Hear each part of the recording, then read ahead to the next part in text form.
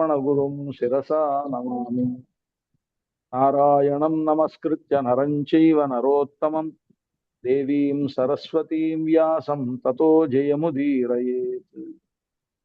నిన్నటి రోజు మనం 60వ అధ్యాయంలో ధృతరాష్ట్రుడు దుర్యోధనుడికి బుద్ధి చెప్పాడు.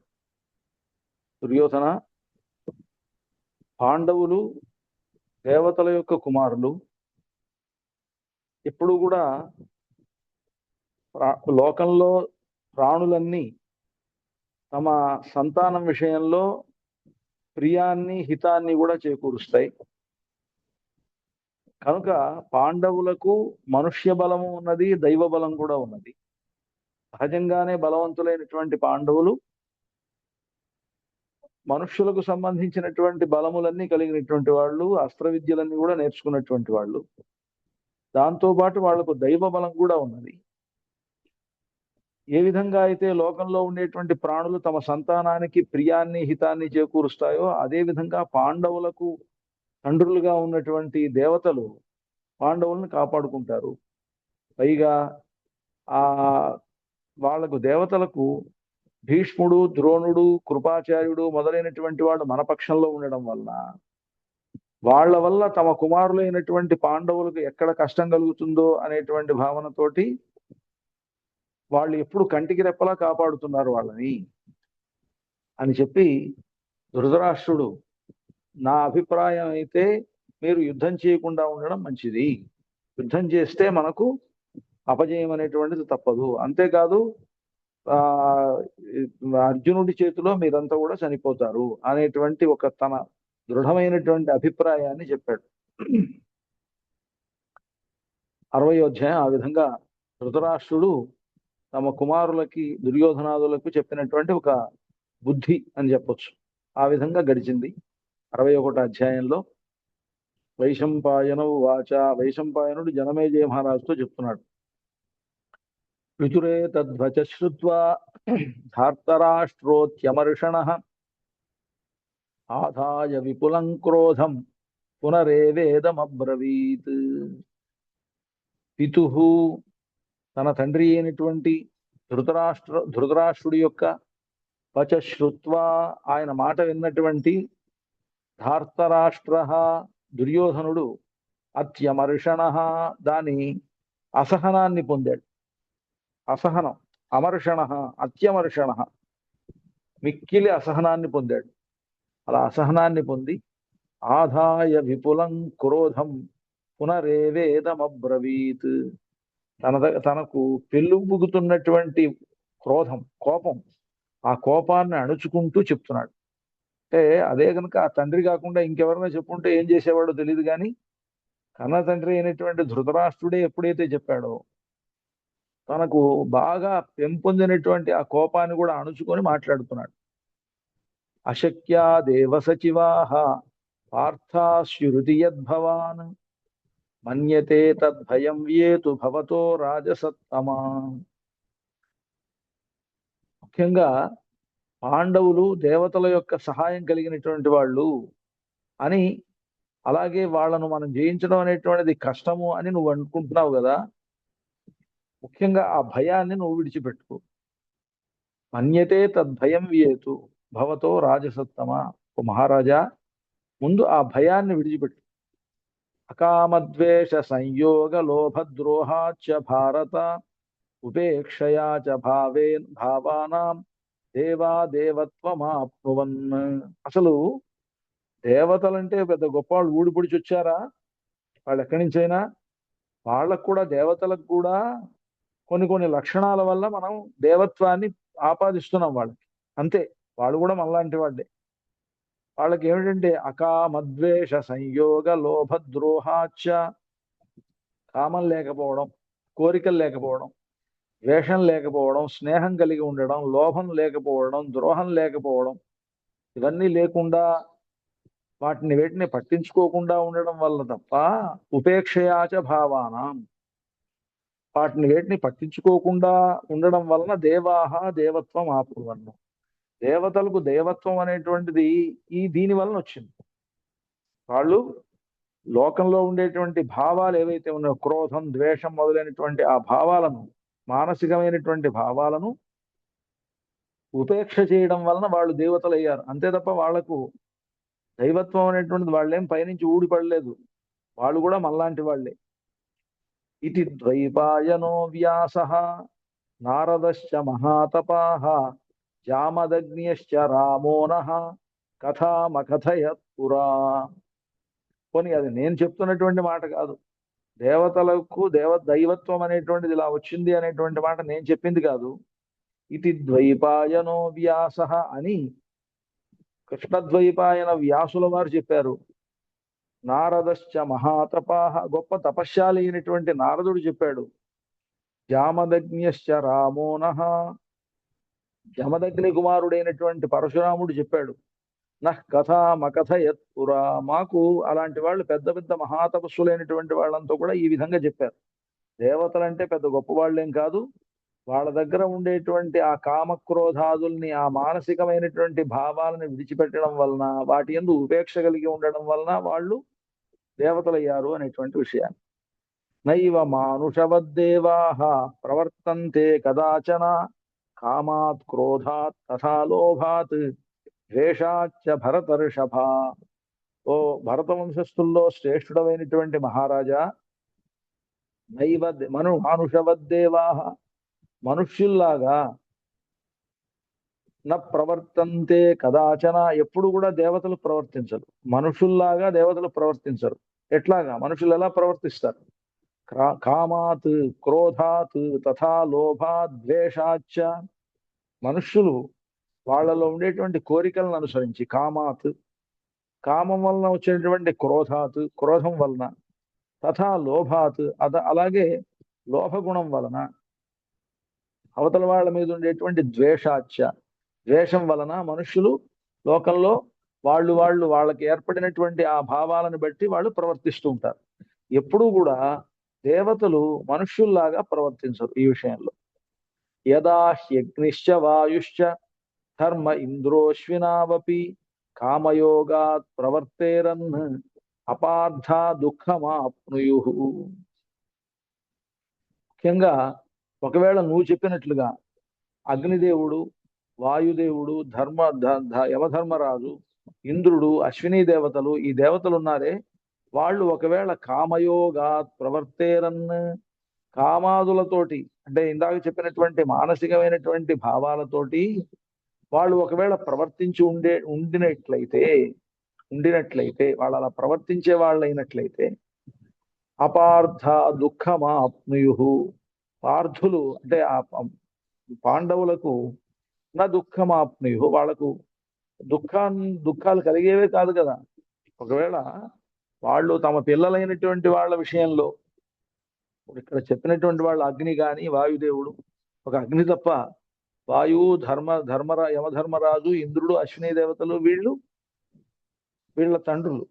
అగ్నిదేవుడు ఖాండవ దహనం సమయంలో అర్జునుడు ఆయనకు సహాయం చేశాడు కనుక అగ్ని కూడా వీళ్ళకు సహాయం చేస్తాడు. అందుకనే ఇక్కడ ఆయన ధృతరాష్ట్రుడు ఏ దేవతల గురించి అయితే చెప్పాడో ఆ దేవతల గురించే దుర్యోధనుడు కూడా ఇక్కడ చెప్తున్నాడు. అగ్నిదేవుడు అర్జునుడికి సహాయం చేసేటువంటి అవకాశం ఉన్నది, ఇంద్రుడు చేసేటువంటి అవకాశం ఉన్నది, యమధర్మరాజు చేసేటువంటి అవకాశం ఉన్నది అని ఇంతకుముందు చెప్పాడు కనుక ఆ దేవతల పేర్లు చెప్తున్నాడు. అగ్నిశ్చ వాయుశ్చ ధర్మ ఇంద్ర అశ్వినావపి. అగ్ని గాని, వాయుదేవుడు గాని, యమధర్మరాజు గాని, ఇంద్రుడు గాని, అశ్విని దేవతలు గాని తాము గనక కామయోగాత్ ప్రవర్తేరన్, తమకు ఉన్నటువంటి ఆ మానసికమైనటువంటి భావాలతోటి తమ కొడుకులైనటువంటి వాళ్ళని రక్షించుకోవాలనేటువంటి అభిప్రాయంతో గనక ప్రవర్తించి ఉండట్లయితే ఇప్పటికే అపార్థ దుఃఖమాప్నుయుః, పాండవులకు అసలు దుఃఖమే ఏర్పడి ఉండేది కాదు. వాళ్ళు 14 ఏళ్ళు వనవాసం చేసే అవకాశమే ఉండేది కాదు. ఎందుకంటే వాళ్ళని ఎప్పుడు కాపాడుతూ ఉండేవాళ్ళు కదా. జూదంలో కూడా వాళ్ళకి సహాయం చేసి ఉండాలి. వాళ్ళు 14 ఏళ్ళు వనవాసం చేస్తున్నప్పుడు వాళ్ళతో పాటు ఉండి వాళ్లకు సహాయం చేసి ఉండాలి. అవి ఆయన చేయలే. తస్మాన్న భవతా చింత కార్యీషాత్ స్యాత్ కథంచన దైవేష్వపేక్షకాహ్యేతే శశ్వద్భావేషు భారత. తస్మాత్, అందువలన, నా భవతా చింత, నీకు ఈ చింత ఏం అవసరం లేదే. కార్యీషా స్యాత్ కథంచన. నీకు ఈ విషయమైనటువంటి చింత ఏమాత్రం అవసరం లేదు. దైవేష్వపేక్షకాహ్యేతే శశ్వద్భావేషు భారత. దేవతలు ఎప్పుడూ కూడా దైవ భావాలే వాళ్ళు కలిగి ఉంటారు తప్ప మనుష్య భావాలను వాళ్ళు కలిగి ఉండరు. అందుకని నువ్వు వాళ్ళ గురించి ఆలోచించక్కర్లా. నువ్వు వాళ్ళేదో వీళ్ళకి రక్షిస్తారు, వాళ్ళేదో వీళ్ళకి సహాయం చేస్తారు అని నువ్వు భావించక్కర్లా. అసచేత్ కామ సంయోగా ద్వేషో లోభశ్చ లక్ష్యతే దైవేషు దైవ ప్రామాణ్యాత్ నైషాంతద్విక్రమిష్యతి. ఒకవేళ వాళ్లకు ఆ దేవతలకు కామ సంయోగాత్ ఈ కామ క్రోధాదుల యొక్క భావాలు గనక ఏర్పడినట్లయితే అప్పుడు వాళ్ళకి ప్రామాణ్యత దైవేషు దైవ ప్రామాణ్యాత్. దేవతల దగ్గర దైవ ప్రమాణం అనేటువంటిది ఉండాలి. దేవతలు అనేటువంటి వాళ్ళు దేవతల లక్షణాలతో వాళ్ళు ఉండాలి. ఎప్పుడైతే మనుష్యులకు సంబంధించినటువంటి కామక్రోధాది భావాలు వాళ్ళకి ఉన్నాయో అప్పుడు వాళ్లకు దైవములు అనేటువంటి ప్రామాణ్యతే పోతుంది. కనుక దేవతలైనటువంటి వాళ్ళు దైవ భావాలనే అపేక్షిస్తారు గాని మనుష్యుల యొక్క కామక్రోధాదులను వాళ్ళు కలిగి ఉండరు. మయాభిమంత్రిత శశ్వత్ జాతవేదా ప్రశామ్యతి విధక్షు సకలాన్ లోకాన్ పరిక్షిప్య సమంతతః. ముఖ్యంగా అగ్నిదేవుడు లోకాలన్నింటినీ కూడా దహించి వేస్తాడు ఆయన. కానీ మయాభిమంత్రిత, లోకాలన్నింటినీ కూడా దహించి వేసేటువంటి ఆయన అగ్నిదేవుడు. ఆ అగ్నిదేవుడు మయాభిమంత్రిత శశ్వత్ జాతవేదా ప్రశామ్యతి. నేను గనక అగ్నిదేవుడి మీద నీళ్లు చల్లాను అనుకో, ఇప్పుడు ఏమవుతాడు ఆయన? నాకైనా లోకాలన్నీ దహించేస్తున్నా, లోకాలన్నీ దహించేటువంటి అగ్నిదేవుడి మీద నేను నీళ్లు పోసాను అనుకోండి, ఆయన ఆరిపోయేట్లుగా, ఆయన శాంతి చెందేట్లుగా నేను చేస్తే అప్పుడు అగ్నిదేవుడైనా సరే ఉపశాంతిని పొందుతాడు. నా వల్ల కూడా పొందుతాడు. నేను మంత్రిస్తే కూడా ఆయన చల్లబడతాడు. యద్వా పరమకంతేజోయేన యుక్తాదివౌకసః మమాప్యనుపమం భూయః దేవేభ్యో విద్ధి భారత.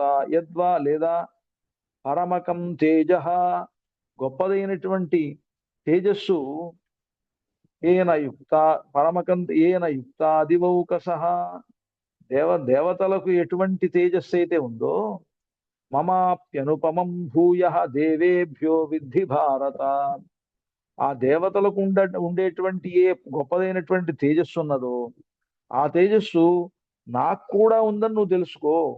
నేను కూడా దైవ తేజస్సు కలిగిన వాడినే అనేటువంటి అభిప్రాయాన్ని తెలుసుకోను ముందు. విదీర్యమాణాం వసుధాం గిరీణాం శిఖరాణి చ లోకస్య పశ్యతో రాజన్ స్థాపయామ్యభిమంత్రణాత్. నేను గనక మంత్రశక్తిని ప్రయోగిస్తే, విదీర్యమాణాం వసుధాం, భూమి బద్దలవుతుంటే, గిరీణాం శిఖరాణి చ, ఆ కొండల శిఖరాలను గాని వాటినన్నింటినీ కూడా, లోకస్య పశ్యతో రాజన్, లోకమంతా చూస్తుండగానే, అభిమంత్రణాత్, నా దగ్గర ఉండేటువంటి మంత్రశక్తి వల్ల నేను వాటన్నిటిని కూడా భూమి బద్దలవుతుంటే బద్దలకు అవ్వకుండా కాపాడగలను. కొండ శిఖరాలు పైనుంచి కింద జారి పడుతుంటే వాటిని కింద జారి పడకుండా అక్కడే ఉండేట్లుగా చేయగలను.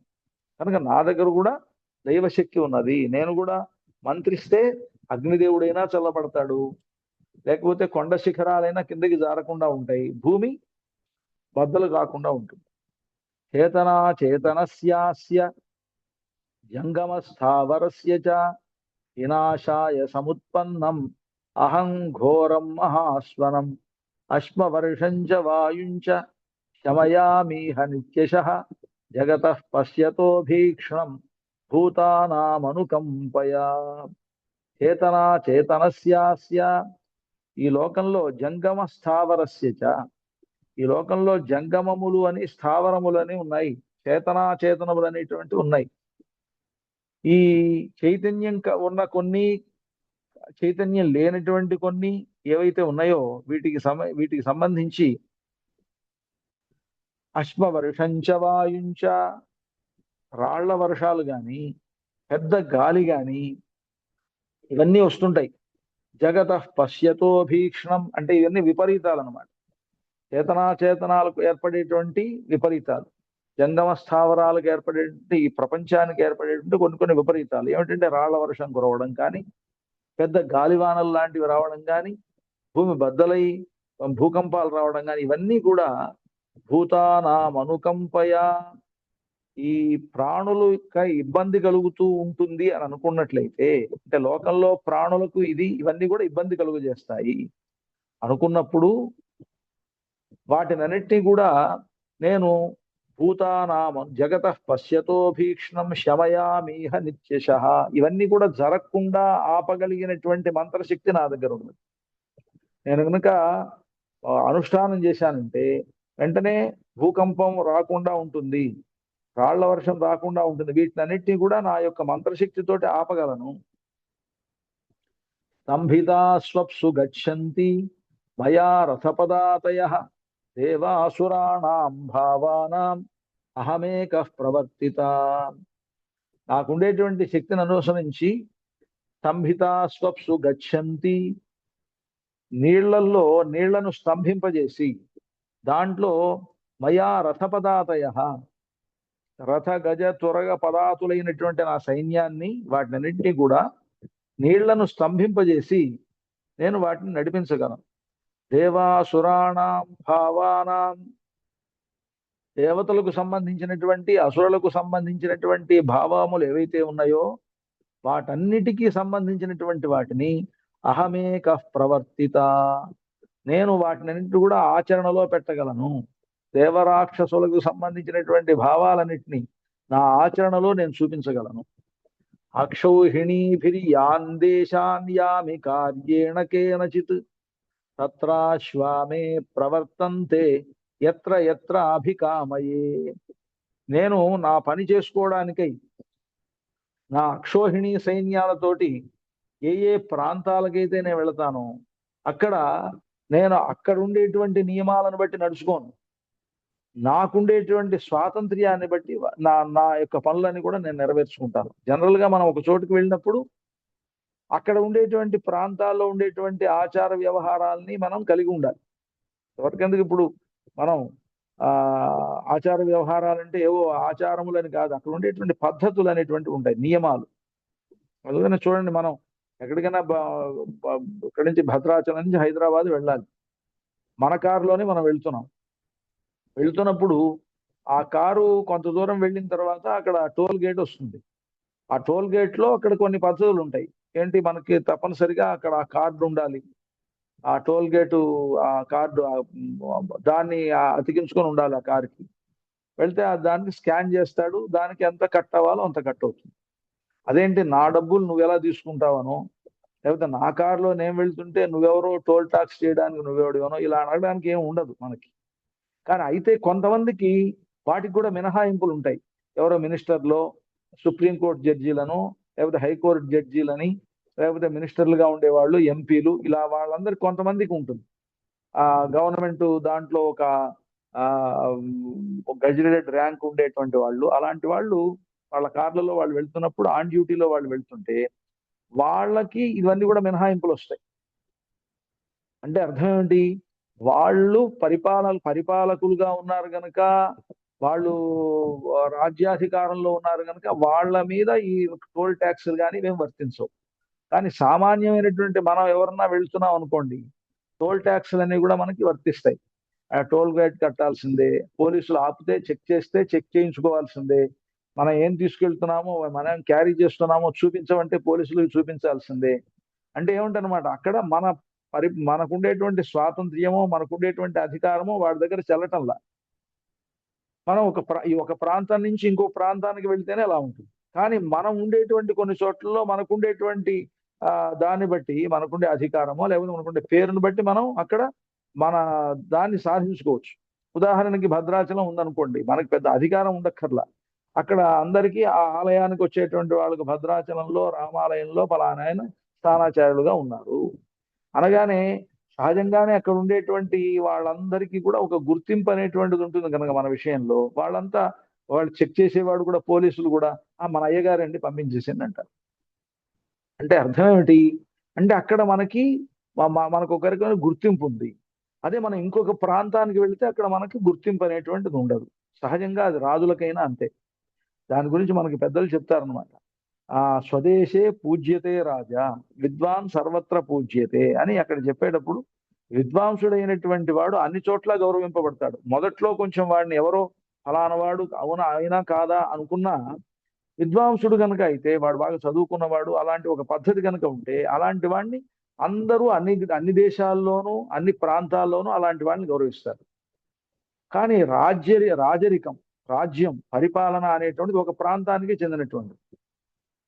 ఉదాహరణకి తెలంగాణ ఆంధ్రప్రదేశ్ అనుకున్నప్పుడు తెలంగాణ ముఖ్యమంత్రికి ఆంధ్రప్రదేశ్ ముఖ్యమంత్రికి వాళ్ళిద్దరికి ఉండేటువంటి స్నేహబంధాన్ని బట్టి అప్పుడు ఈ తెలంగాణ ముఖ్యమంత్రి ఆంధ్రదేశానికి వెళ్తే ఆయన గౌరవం, అలాగే ఆ తెలంగాణకి ఆంధ్రప్రదేశ్ సంబంధించినటువంటి ముఖ్యమంత్రి వస్తే గౌరవం అనేటువంటిది వాళ్ళకు ఉండేటువంటి సఖ్యతను బట్టి ఉంటుంది. కానీ లేకపోతే వాళ్ళు వచ్చినప్పటికీ వాళ్ళు పోలీసులు చేయవలసినటువంటిది వాళ్ళకు ఉండేటువంటి దాన్ని బట్టి వాళ్ళు చేసుకుని వెళ్తారు. చెక్కింగ్లు కానీ ఇవన్నీ కూడా జరిగిపోతూనే ఉంటాయి.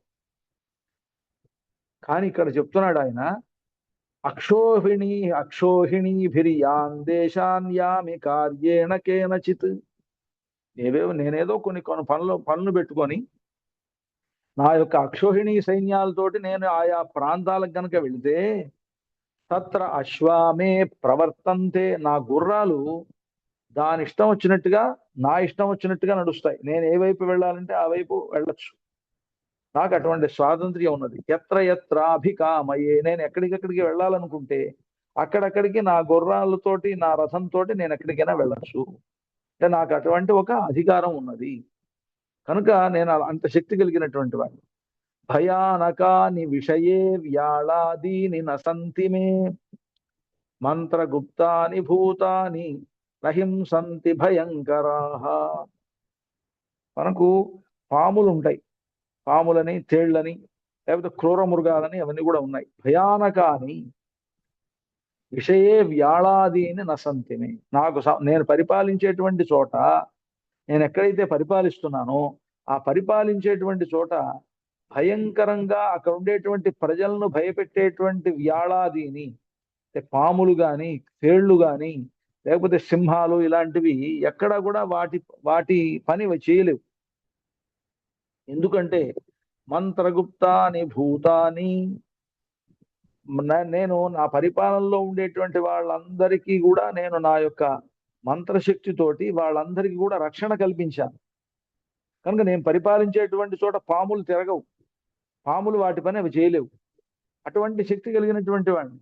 నహింసంతి భయంకరాః, భయంకరమైనటువంటి ప్రాణులైన నా రాజ్యంలో ఉండేటువంటి ప్రజలను ఎప్పుడు బాధించవు. నికామ వర్షీ పర్జన్యో రాజన్ విషయవాసినాం ధర్మిష్ఠాశ్చ ప్రజా సర్వాః ఈతయశ్చ నసంతి మే. నేను పరిపాలించేటువంటి చూడు నేను ఇక్కడ ఈ రాజ్యాన్ని పరిపాలిస్తున్నాను కదా, నేను పరిపాలించేటువంటి ఈ చోట నేను ఎప్పుడు వర్షం కురవాలనుకుంటే అప్పుడు వర్షం కురుస్తుంది.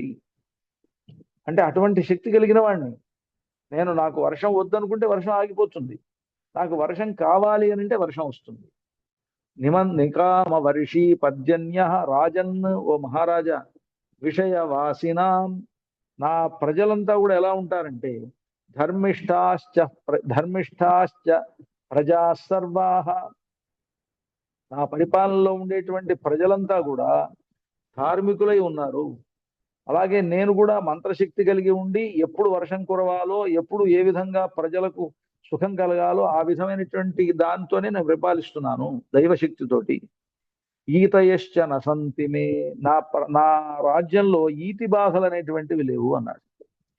ఈతి బాధలు అంటే ఏమిటంటే మనకు ప్రాకృతికంగా ఏర్పడేటువంటివి అనమాట. ఇంట్లో మనం ఇల్లు కట్టుకున్నాం, అందంగా ఇల్లు కట్టుకున్నాం, ఇంటి నిండా పాములు తిరగడమో లేకపోతే ఎలుకలు తిరగడమో ఇలాంటివి ఏమన్నా ఉన్నాయనుకోండి, అది ఈతి బాధలు అంటారు.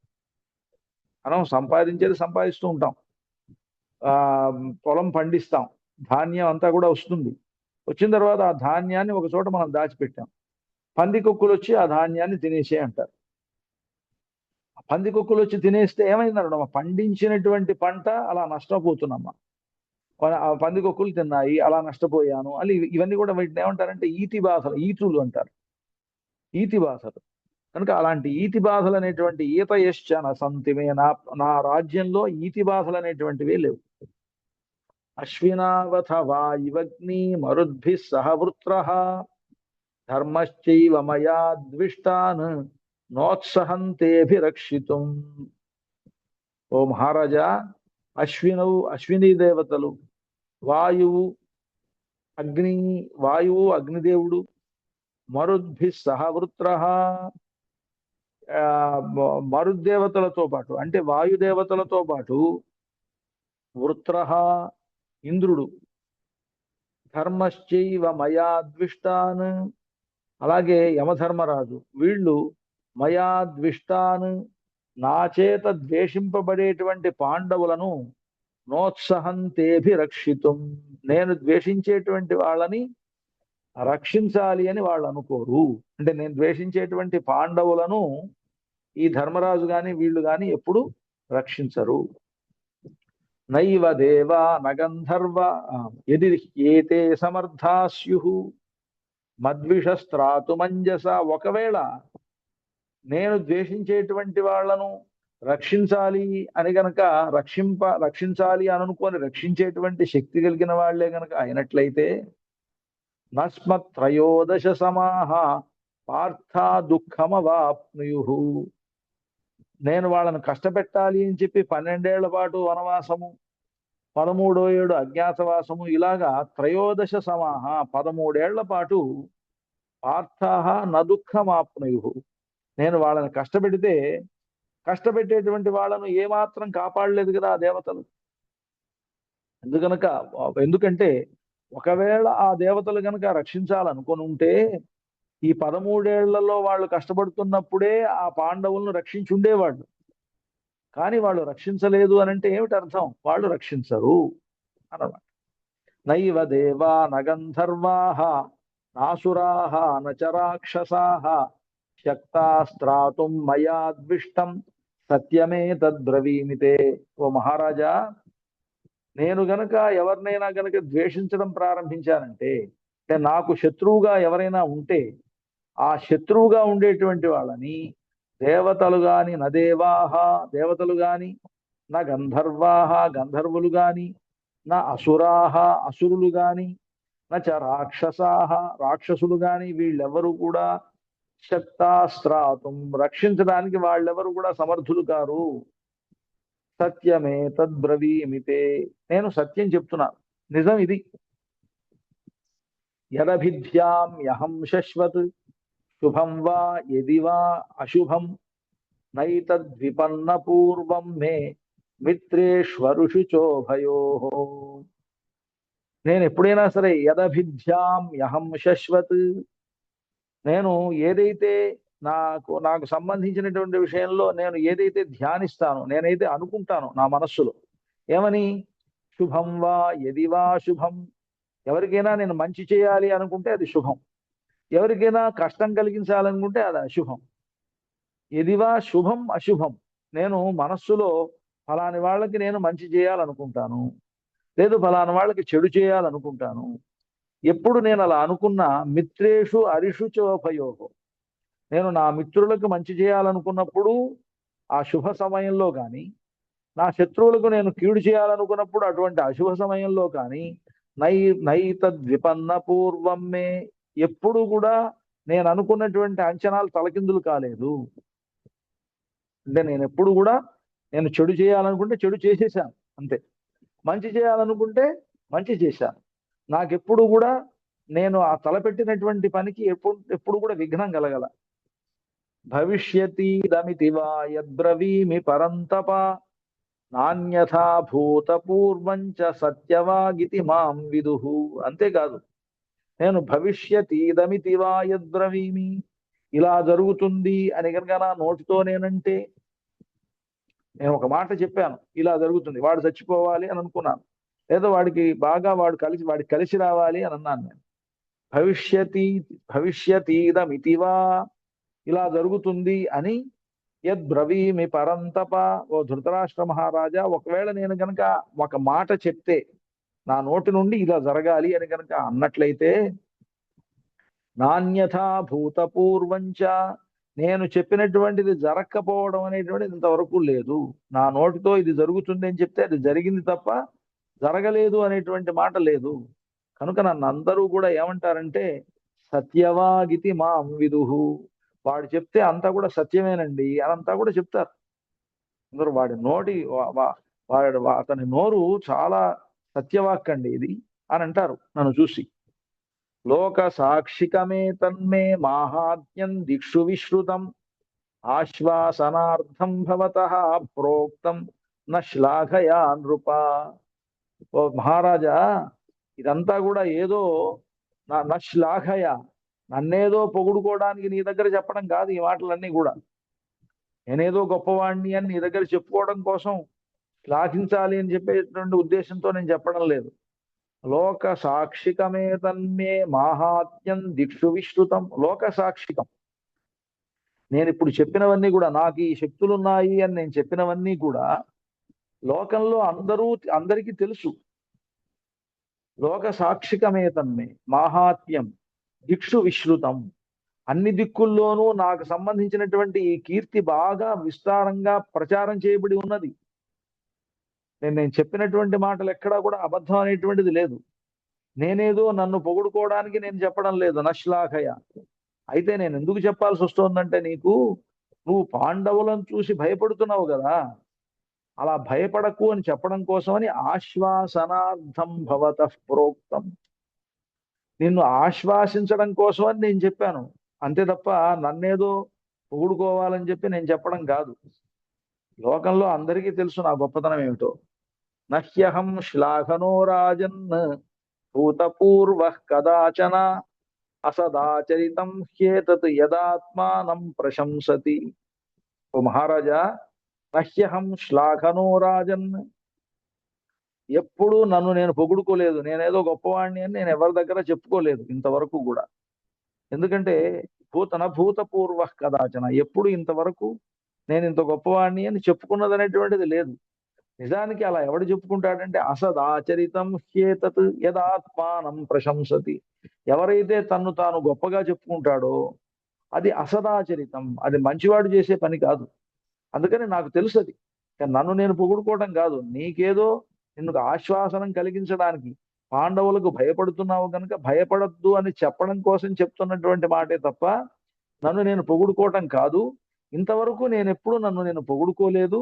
అసలు ఆ పొగుడుకోవడం, తన్ను తాను ఆత్మస్థుతి చేసుకోవడం అనేటువంటిది అసదాచరితం, అసత్పురుషులు చేసేటువంటి పని. నేను ఎప్పుడు కూడా ఆ పని చేయను. పాండవాంశ్చైవ మత్స్యాంశ్చ పాంచాలాన్ కేకయై సహ, సాత్యకిం వాసుదేవంచ శ్రోతాసి విజితాన్మయా. ఓ మహారాజా, నువ్వు ఎవరినైతే గొప్పగా అనుకుంటున్నావో, పాండవాంశ్చైవ మత్స్యాంశ్చ, పాండవులు కాని, మత్స్యాంశ్చ విరాటరాజుకు సంబంధించినటువంటి మాత్స్య దేశానికి సంబంధించినటువంటి వాళ్ళు కానీ, పాంచాలాను పాంచాల దేశానికి చెందినటువంటి ద్రుపదుడు మొదలైనటువంటి వారిని కానీ, కేకయై సహా, కేకయ రాజులు ఎవరైతే యుద్ధానికి వస్తున్నారో వాళ్ళ విషయంలో కానీ, సాత్యకిం నువ్వు పరాక్రమవంతుడు అని భావించేటువంటి సాత్యకి గాని, వాసుదేవంచ కృష్ణుడు గాని, వసుదేవ పుత్రుడైనటువంటి కృష్ణుడు గాని, వీళ్ళందరినీ కూడా విజితాన్మయా శ్రోతాసి, వాళ్ళందరినీ కూడా నేను జయించానని వినబోతావు నువ్వు. శ్రోతాసి వినబోతావు. ఏం వింటావు నువ్వు అంటే, వీళ్ళందరినీ కూడా దుర్యోధనుడు జయించాడు అనేటువంటి మాట త్వరలో నువ్వు వినబోతావు. అంటే వాళ్ళందరినీ నేను జయిస్తాను, నాకు వాళ్ళంటే లెక్కలేదు. కృష్ణుడన్నా లెక్కలేదు, సాత్వికైనా లెక్కలేదు, పాండవులన్నా లెక్కలేదు, విరాట మహారాజన్నా లెక్కలేదు, ద్రుపదుడన్నా లెక్కలేదు, ద్రుపదుడు రాజ్యం అన్నా వాళ్ళ సైనికులన్నా లెక్కలేదు, కేకయ రాజులన్నా, నాకు వీళ్ళెవ్వరూ కూడా సరిపోరు. త్వరలో నువ్వు వాళ్ళందరినీ కూడా నేను జయించాను అనేటువంటి మాట వినబోతావు. సరిత సాగరం ప్రాప్య యథా నశ్యంతి సర్వశః తథైవ తే వినక్ష్యంతి మామాసాద్య సహాన్వయాః. సరిత సాగరం ప్రాప్య, నదులన్నీ కూడా, సరిత అంటే నదులు, ఇవన్నీ కూడా సాగరం ప్రాప్య, సముద్రాన్ని చేరి, యథా నశ్యంతి సర్వశః, వాటి యొక్క ఉనికిని పోగొట్టుకుంటున్నాయో. చూడండి, సముద్రం ఉప్పగా ఉంటుంది, నదులన్నీ కూడా తీయగా ఉంటాయి, నది నీళ్ళన్నీ కూడా. ఈ నదులన్నీ కూడా సముద్రంలో కలుస్తాయి. కలిసిన తర్వాత ఆ సముద్రంలో ఉండేటువంటి నీళ్లకు తీయదనం వస్తుందా అంటే రాదు కదా. ఆ సముద్రానికి ఉండేటువంటి లక్షణం అది ఉప్పు నీళ్లుగానే ఉంటుంది. దాంట్లో గంగా నది కలుస్తుంది, గోదావరి కలుస్తుంది, కృష్ణా నది కలుస్తుంది. మనమంతా కూడా ఆ నదుల నీళ్లు తాగి బతుకుతున్నాం కదా మనం. ఈ నీళ్ళన్నీ తీయగా ఉంటాయి. తీయగా ఉండేటువంటి నీళ్లు కలిగినటువంటి నదులన్నీ అవన్నీ సముద్రంలో కలుస్తాయి. సముద్రంలో కలిసిన తర్వాత ఆ సముద్రంలో ఇది గంగా జలం, ఇది గోదావరి జలం, ఇది కృష్ణా జలం అని చూడటానికి, వాటికి గంగా గోదావరి అని చెప్పడానికి మనకి ఏదైనా గుర్తు కనిపిస్తుందా? కనిపించదుగా. అంటే ఆ సముద్రంలో నదులు కలిస్తే ఇది ఫలానా నది జలం అని చెప్పలేం, అంతా సముద్ర జలమే అనాల్సిందే. ఇన్ని నదులు కలిసినా గంగే చ యమునే కృష్ణే గోదావరి సరస్వతి నర్మదే సింధు కావేరి, ఇన్ని రకాలుగా ఉండేటువంటి నదులన్నీ సముద్రంలో కలుస్తాయి. సముద్రంలో కలిసినప్పుడు ఇది ఫలానా నదికి సంబంధించినటువంటి నీళ్లు అని చెప్పడానికి అవకాశమే లేకుండా వాటి యొక్క రూపాలన్నీ పోగొట్టుకుంటాయి. సరిత, నదులన్నీ కూడా సాగరం ప్రాప్య, సముద్రాన్ని చేరి, యథా నశ్యంతి సర్వశః, పూర్తిగా ఎలాగైతే నాశనమైపోతున్నాయో, తథైవ, అదే విధంగా, తే వినక్ష్యంతి, నాతో యుద్ధానికి వచ్చే వాళ్ళంతా కూడా నశించిపోతారు. ఎట్లాగా? సముద్రంలో పడిన నదుల్లాగా. వాళ్ళంతా కూడా గొప్ప గొప్ప నదులే. పాండవులు నదులు లాంటి వాళ్ళే, కేకయ్య రాజులు నదులు లాంటి వాళ్ళే, కృష్ణుడు అలాంటి వాడే. వీళ్ళంతా కూడా నదులు లాంటి వాళ్ళు. ఎలాగైతే నదులు సముద్రంలో చేరి నశించిపోతున్నాయో, అదే విధంగా వీళ్ళందరూ నాతో యుద్ధానికి వచ్చి, మామా సాధ్య సహాన్వయా, నాతో యుద్ధానికి వచ్చినటువంటి కృష్ణుడు గాని, సాత్యకి గాని, పాండవులు గాని, వీళ్ళంతా కూడా సహాన్వయ, వాళ్ళ వంశాలతో పాటు నశించిపోతారు.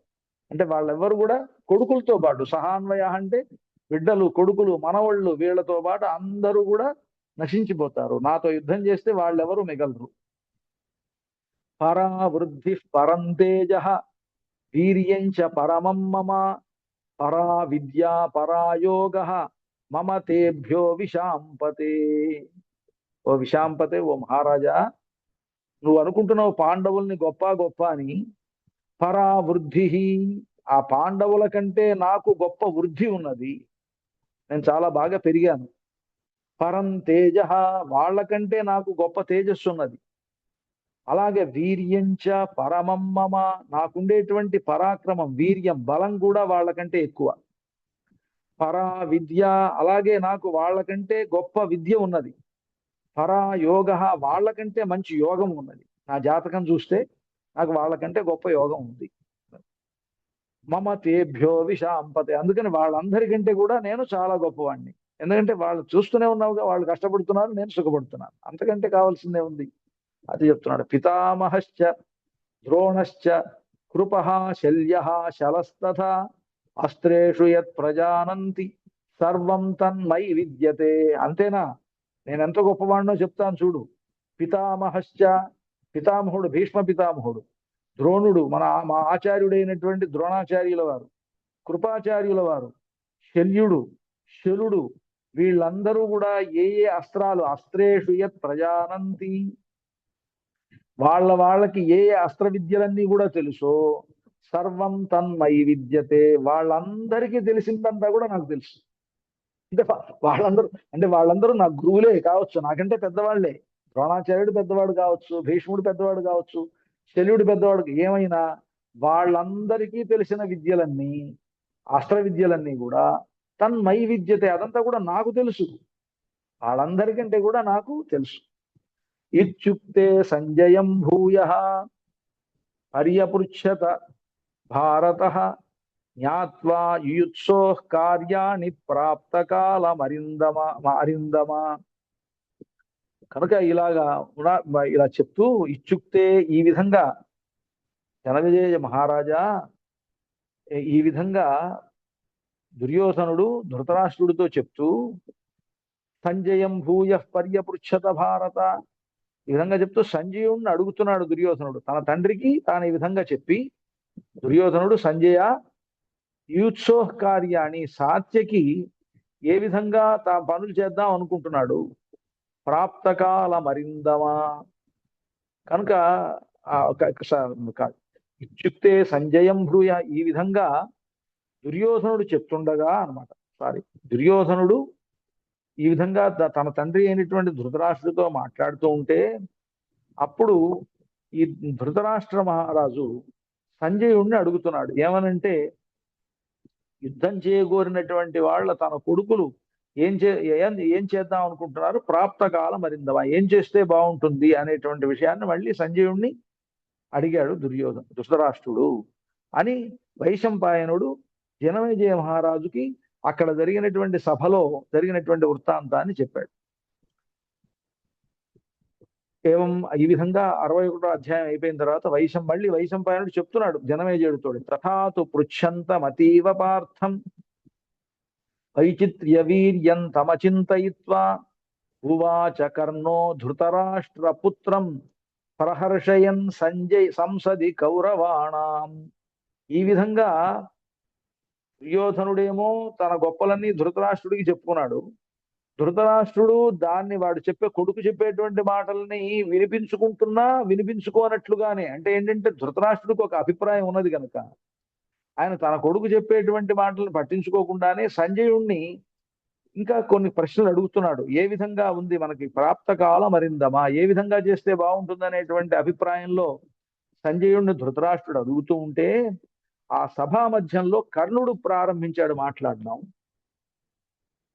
తథాతు పృచ్ఛంతమతీవ పార్థం, అర్జునుడి గురించి ధృతరాష్ట్రుడు అడుగుతూ ఉంటే, వైచిత్య వీర్యంతం అచింత్రయిత్వా, ధృతరాష్ట్రుడు సంజయుడిని అడుగుతుంటే ధృతరాష్ట్రుడి మాటని పట్టించుకోకుండా, అచింతయిత్వ, ధృతరాష్ట్రుడు ఇంకా అడుగుతున్నాడు సంజయుడిని. అడుగుతుంటే మహారాజు అనేటువంటి భావం కూడా లేకుండా, అచింతయిత్వ, లెక్క చేయకుండా, ధృతరాష్ట్రపుత్రం కర్ణుడు అక్కడ ఉన్నాడు. ఆ కర్ణుడు ధృతరాష్ట్రుడి కుమారుడైనటువంటి దుర్యోధనుణ్ణి ప్రహర్షయన్ సంసది కౌరవాణం, ఆ కౌరవుల యొక్క సభలో ప్రహర్షయన్ను ధృతరాష్ట్రపుత్రం దుర్యోధనుణ్ణి సంతోషపెడుతూ కర్ణుడు ఈ మాట అంటున్నాడు. ఏమనంటున్నాడు అంటే, మిథ్యా ప్రతిజ్ఞాయ మయా యదస్త్రం రామాత్కృతం బ్రహ్మమయం పురస్తాత్ విజ్ఞాయ తేనాస్మి తదైవ ముక్తః తేనాంతకాలే ప్రతిభాస్యతీతి. నేను ఇంతకు ముందు ఓ దుర్యోధన మహారాజా, నేను ఇంతకు ముందు పరశురాముడి దగ్గర విద్యలు నేర్చుకోవడానికి వెళ్ళినప్పుడు మిథ్యా ప్రతిజ్ఞాయ, నేను బ్రాహ్మణుణ్ణి అని చెప్పుకుని వెళ్ళాను. ఆయన క్షత్రియులకి చదువు చెప్పడు, రాజులకి చదువు చెప్పడు. అలాగే సూతపుత్రుడిని నేను, సూతపుత్రుడైనటువంటి నేను ఆ పరశురాముడి దగ్గరికి వెళ్ళినప్పుడు ఫలానా అని చెప్పల. బ్రాహ్మణులకు తప్పితే నేను చదువు చెప్పను అని ఉన్నాడు పరశురాముడు. ఆయన దగ్గరికి మిథ్యా ప్రతిజ్ఞాయ, అబద్ధం చెప్తాను నేను. మిథ్య అంటే అబద్ధం.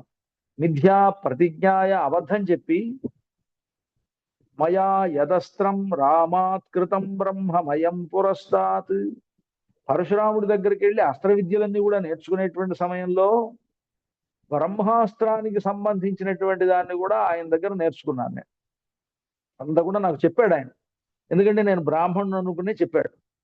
చెప్పిన తర్వాత ఆ తర్వాత ఏమైంది, విజ్ఞాయ, నేను అబద్ధం చెప్పానని తెలుసుకున్నాడు ఆయన, నేను రాజుని అని తెలుసుకున్నాడు.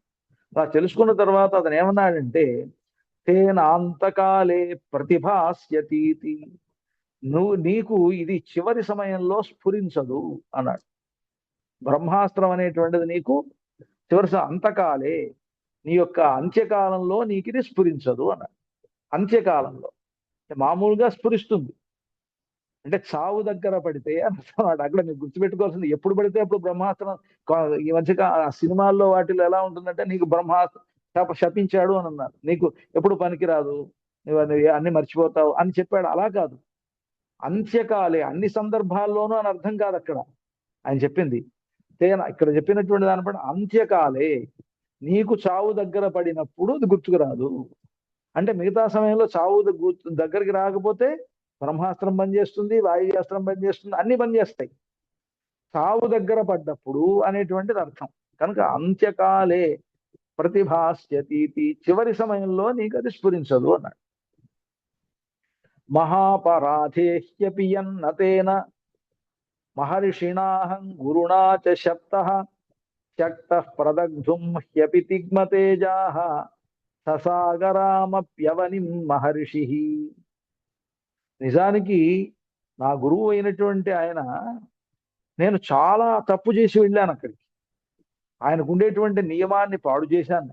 ఏంటి ఆయన, నేను బ్రాహ్మణులకు తప్పితే చదువు చెప్పను అనేటువంటి ఆయన నియమాన్ని నేను పాడు చేశాను. పాడు చేయడం అంటే ఏంటి, ఆయన దగ్గరికి అబద్ధం వెళ్ళి అబద్ధం చెప్పి ఆయన దగ్గర నేర్చుకోవడం అనేటువంటిది మహాపరాధం కదా. అది ఆయనకు ఉండేటువంటి నియమాన్ని చెడగొట్టినట్టు, నేను అబద్ధం చెప్పినట్టు, రెండు అపరాధాలు అక్కడ. మహాపరాధం అంటే ఏంటి అర్థం, నేను గురువు దగ్గరికి వెళ్ళి అబద్ధం చెప్పడం ఒక అపరాధం, ఆయనకు ఉండేటువంటి నియమాన్ని చెడగొట్టడం ఇంకో పెద్ద అపరాధం.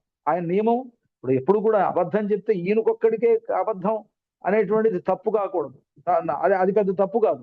ఇప్పుడు మనం ఒక విషయంలో అబద్ధం చెప్పామనుకోండి, అవతల వాళ్ళకి ఇబ్బంది లేనంత వరకు మన అబద్ధం వల్ల నష్టమేం లేదు. కానీ ఆయనకు కూడా, ఆయన నియమానికి కూడా అబద్ధం, ఇది మహాపరాధం అన్నమాట. ఆయన నేను బ్రాహ్మణులకు తప్పితే చెప్పను అనేటువంటి నియమం ఆయన్ని చెడగొట్టాను, పైగా నేను ఒక అబద్ధం చెప్పాను. గురువుకి అబద్ధం చెప్పడం అనేటువంటి పాపం ఒకటి, అది కాక ఆయన నియమాన్ని చెడగొట్టడం అనేటువంటి పాపం ఒకటి. ఇది ఏమైంది, మహాపరాధం.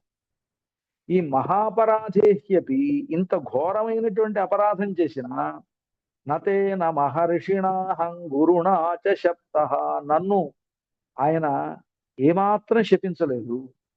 అంటే ఇంత అపరాధం చేసినా నా గురువు నన్ను ఏమి, అంటే ఆ శాపం కూడా చచ్చిపోయేటప్పుడు అన్నాడు తప్ప నన్నేం పూర్తిగా శపించల. అంటే నా గురువు ఎంత మంచివాడు చూడండి, ఆ కర్ణుడికి ఎంత ఆ గురువు మీద విశ్వాసం ఉందో చూడండి. కానీ నా గురువు నన్ను శపించలేదయ్యా. శక్త ప్రదగ్ధుం హ్యపి తిగ్మతేజాః. నిజానికి గనక ఆయనకు ఉండేటువంటి తేజస్సు, తీవ్రమైనటువంటి తేజస్సు కలిగినటువంటి వాడు. ఆయన ఒకసారి కళ్ళెర్ర చేస్తే నన్ను నేను నాశనం అయిపోతాను. గురువు గారు పరశురాముడు కనుక ఒకసారి కళ్ళెర్ర చేస్తే శక్త ప్రదగ్ధుం హ్యపి, నన్ను దహనం చేయడానికి కూడా, కళ్ళెర్ర చేసి నన్ను దహించి వేయడానికి కూడా శక్తుడైనటువంటి వాడు ఆయన. శక్త ప్రదగ్ధుం హ్యపి దిగ్మతేజాః ససాగరామప్యవనిం మహర్షి. నన్నని కాదు, ఆయన గనక కోపం వస్తే పరశురాముడికి ఈ మొత్తం ఈ లోకాన్నంతా కూడా, భూమినంతటిని కూడా కోపంతో దహించేసేంత కోపం కలిగిన వాడు ఆయన, అంత శక్తి గలవాడు. లోకాలన్నిటినీ కూడా దహింపజేయగలిగినటువంటి శక్తి కలిగినటువంటి ఆయన, నేను ఇంత గొప్ప మహాపరాధం చేసినా నన్ను శపించలేదు ఆయన. అంటే శపించలేదు, నన్ను తిట్టలేదు అని అర్థం, నన్ను కోపగించుకోలే. ప్రసాదితం హ్యస్య మయా మనోభూత్ శుశ్రూషయా స్వేన చ పౌరుషేణ తదస్తి చాస్త్రం మమ సావశేషం తస్మాత్ సమర్థోష్మి మమైష భారః. నేను ఆ పరశురామ మా గురువు గారిని, పరశురాముల వారిని చాలా చాలా ప్రసాదం చేసుకున్నాను నేను. అంటే ఆయన్ను నా వైపు చాలా అభిముఖుడయ్యేట్లుగా చేసుకున్నాను. ఆయన ఎలాగా, శుశ్రూషయ, గురు శుశ్రూష చేసి, నా గురువు గారికి నేనేం ఊరినే నా యొక్క శుశ్రూషతోటి ఆ గురువు గారికి నేను సేవ చేసి, పౌరుషేణ, అలాగే పురుష నాకుండేటువంటి శక్తి సామర్థ్యాలన్నిటి కూడా చూపిస్తూ ఆయన్ను నేను ప్రసన్నం చేసుకున్నాను. నా గురువు గారు నా విషయంలో చాలా అనుగ్రహం కలిగి ఉన్నాడు ఆయన. కనుక ఆయన నాకు ఆనాడిచ్చినటువంటి తదస్తి శాస్త్రం మమ సావశేషం, నా మీద ప్రేమతోటి ఆయన ఆనాడిచ్చినటువంటి ఆయువు ఉన్నది. అంటే నేను బతికున్నాను, ఇంకా నేను చేసినటువంటి అపచారానికి ఈ పాటికే చచ్చిపోవాల్సిన వాడిని, కానీ నన్ను అనుగ్రహంతో ఇంకా బతికుంచాడు ఈ లోకంలో నా గురువు గారు. సావశేషం తదస్తి శాస్త్రం, ఆయన ఇచ్చినటువంటి అస్త్ర విద్యలు నా దగ్గర ఉన్నది, ఆయన ప్రసాదించినటువంటి బ్రహ్మాస్త్రం ఉన్నది. అందుకని నీ ఈ భారం అంతా కూడా నాదేనయ్యా దుర్యోధన.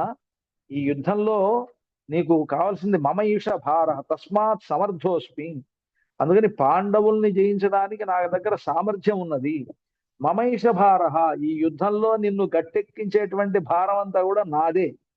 ఎందుకు భయపడతారు ఇంకంతా కూడా? నేను ఇంత గొప్పవాణ్ణి, పరశురాముణ్ణి కూడా ప్రసన్నం చేసుకున్నటువంటి వాడిని. నిమేష మాత్రాత్ తమృషే ప్రసాదం అవాప్య పాంచాల కరూషమత్స్యాన్.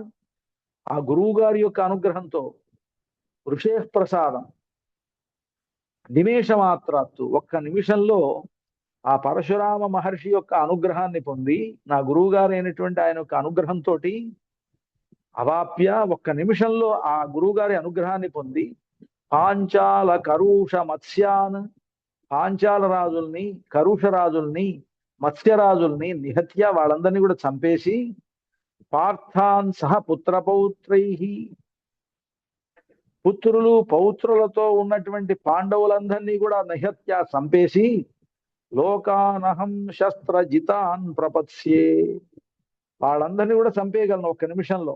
పరశురాముడు అనుగ్రహం ఉంటే చాలు, నా గురువు గారి అనుగ్రహంతో నేను వీళ్ళందరినీ కూడా చంపేస్తాను. నేను ఒక్కడిని చాలు, ఎట్లా ఒక్క నిమిషంలో. అది కూడా ఎక్కువ టైం కూడా తీసుకోవట్లా, ఒక్క అర నిమిషంలో చేయగలను. విజయంతో శస్త్రజితాన్ ప్రపత్స్యే, శస్త్ర విజయంతో నేను వచ్చి నీకు నేను సహాయం చేయగలను. పితామహస్తిష్ఠతు తే సమీపే, అంతేకాదు భీష్ముడు నీ దగ్గరే ఉండని. భీష్ముడు ఎందుకు యుద్ధంలోకి?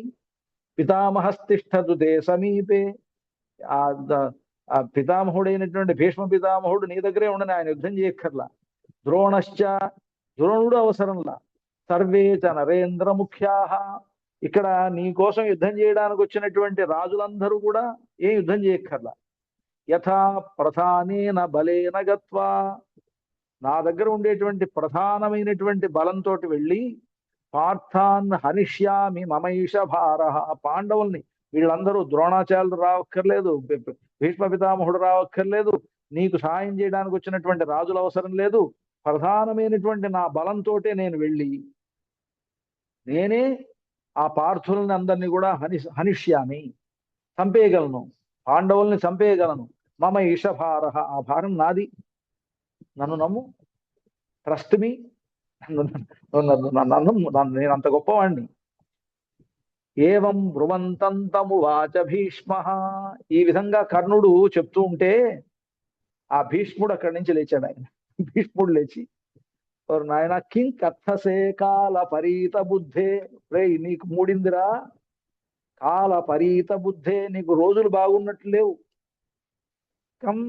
కిం కథసే, ఏంట్రా వాగుతున్నావు నువ్వు? ఏం వాగుతున్నావు? ఏం మాట్లాడుతున్నావు నువ్వు? నా కర్ణ జానాసి, ఓ కర్ణ నీకు ఏం అర్థమవుతున్నట్టుగా లేదు. యథా ప్రధానే హతే హతాస్యు ధృతరాష్ట్రపుత్రాహ, ప్రధానమైన బలంతో వెళ్తానంటున్నావు కదా, నువ్వు ఏం మాట్లాడుతున్నావో నీకు అర్థమవుతోందా? యుద్ధ విద్యలు తెలిసే మాట్లాడుతున్నావా?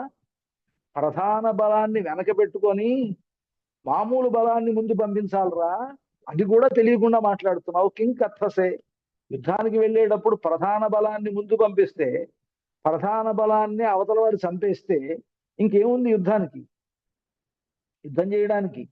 రాజుగారే యుద్ధానికి వెళ్ళిపోతే రాజును చంపేస్తే ఏమైపోయిందనమాట, అంతా పోతుంది. మీకు మామూలుగా చెస్ ఆట కూడా తెలియనట్టుగా ఉందిరా నీకు, రాజ్యం కాదు. నీకు మామూలుగా చదరంగం ఆట కూడా తెలియనట్లుగా ఉందిరా నీకు. చదరంగం ఆటలో రాజుగారుకి గనక చెక్ పెడితే ఆటంతా కూడా అయిపోతుంది. అలాగే ప్రధానమైన బలాన్ని గనక నువ్వు తీసుకువెళితే, ప్రధాన బలాన్ని అంతటి పాండవులు చంపేస్తే ఇంకా ఏముంది, యుద్ధం ఏముంది ఇంకా?